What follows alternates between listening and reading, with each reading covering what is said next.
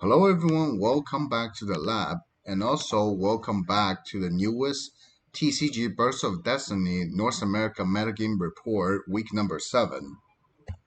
So this week, there were 6 remote regionals happened during the weekend, 3 being on Saturday and 3 being on Sunday, and I've collected the top 8 from all those 6 different regionals.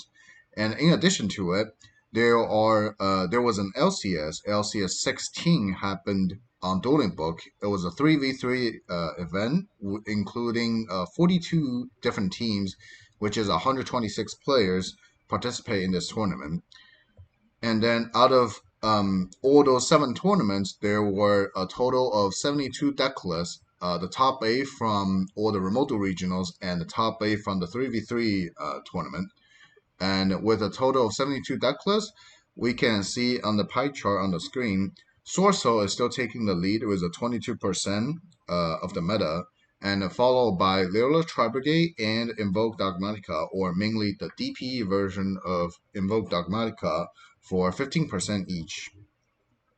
And after that, there is 9% of the Tri-Brigade, 7% of Phantom Knights, and 7% of Drytron immediately after. And this pretty much built up the whole tier for the current, or at least the past weekend. And then almost a quarter of others. If you look closely into the breakdown, majority of the Sorcerer decks are the 10E version of Sorcerer, and the rest are a small version, a small portion of a DPE Sorcerer. And then majority of the Invoke Dogmatica are the DPE version of Invoke Dogmatica, and two out of them are also included Shaddoll for the Invoke Dogmatica strategy. And then here's the breakdown for others. Compared to the past week, Sky Striker has been falling quite a bit and then losing the popularity. And then there is one DPE B Trooper that's also something new from the past week, and that was like a newly deck people realized since the YCS. And then here is the breakdown for the DPE, Destroyer Phoenix Enforcer. This week, DPE is still taking more than 1/3, being 37% of the format of among all the deck lists being collected.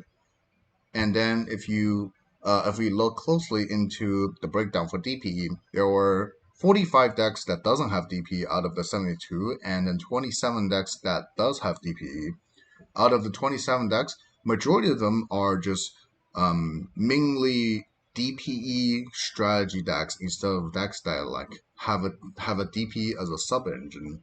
Those mainly being the Invoke Dogmaticas, the Phantom Knights, and then taking a big portion of the DPE decks. And then followed by Tri-Brigade, Strike Striker, Sword Soul, Drytron, and B Trooper.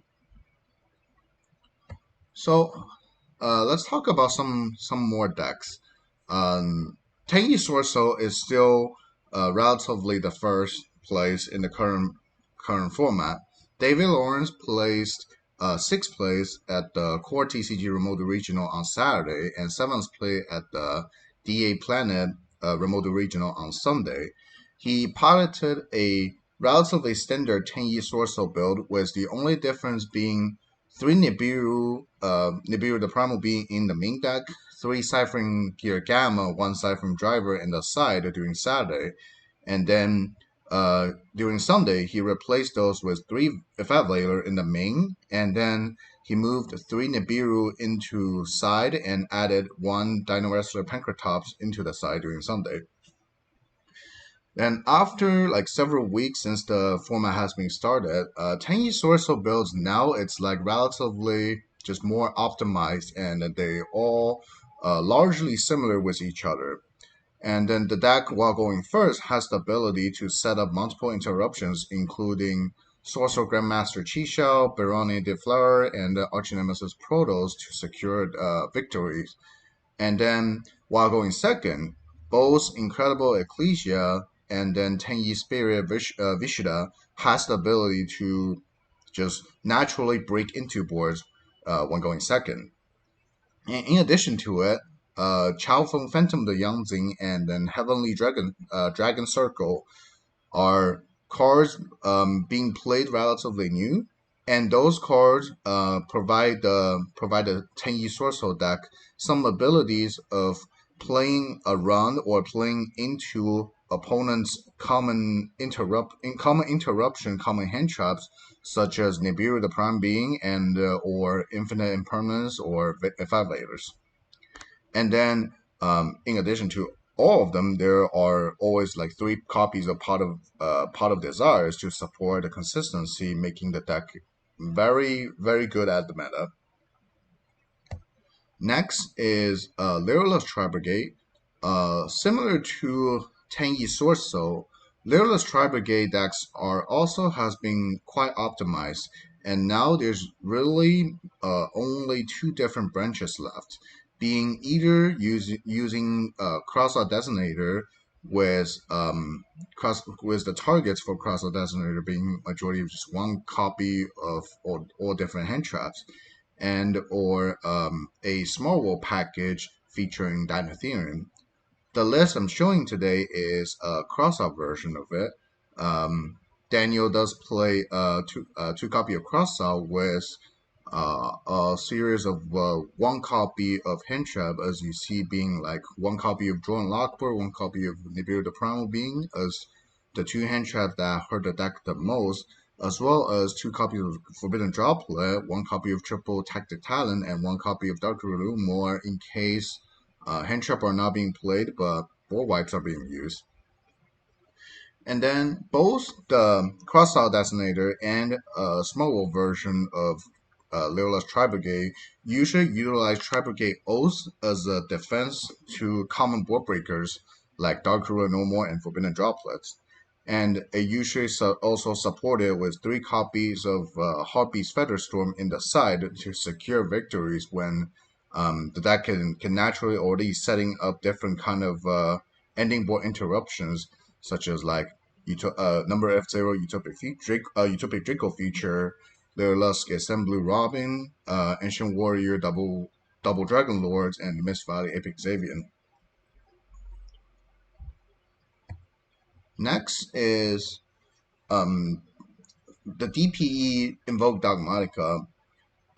For how the format is, it's really breaking down into Tenyi Sorso, followed by Lyrilless Tri-Brigade, and then followed by a different variety of DPE decks. Destiny Hero, Destroyer Phoenix Enforcer is really becoming the 3rd biggest category after Sorsos and Lyrillus. Among all the DPE decks, this is the list I'm showing that got 6th place with during the Arkham Games and Comics Regional during the weekend. And among all DPE decks, DPE Invoke Dogmatica has the highest popularity and then usually performs the best tournament results even in the past couple weeks. The deck is very consistent. There is there are not only Alistair the Invoker, Nadir Servant, and Fusion Destiny together as like 3 different ways to set up interruption for the ending board. But also there are powerful trap cards, such as there can be only one, and then Tristan played Dimension Barrier in the side to further prevent opponent like to further prevent opponent's strategy. And Shadow Winda is still a very annoying card to deal with in the current format for the top tier decks.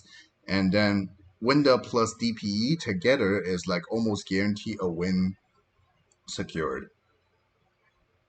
And that's pretty much it for this week's report.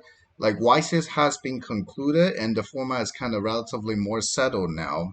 And unfortunately, the format probably won't have any changes until late January, where TCG is getting either a new product set as grand creators, including all the Brave cards, or just a new Forbidden Limited list, which supposed to or expected to be updated sometime during mid-late January. And then that's pretty much it for this week's video. And then thanks for everyone watching. And then a special thanks to everyone who support me or everyone all the patrons. And then if you feel like learning more, feel free to check my Patreon page or even join the Patreon page. And then all the link to the Google Doc, including all the deck lists that collected with the spreadsheet, will be updated in the Patreon. And then you can also find the link in my description section. And then if you feel this video is helpful, please share it to your friends, your testing partners, your whatever group chats you are. And then please like and subscribe to the channel. And then I hope to see everyone in next week's report. And then see ya.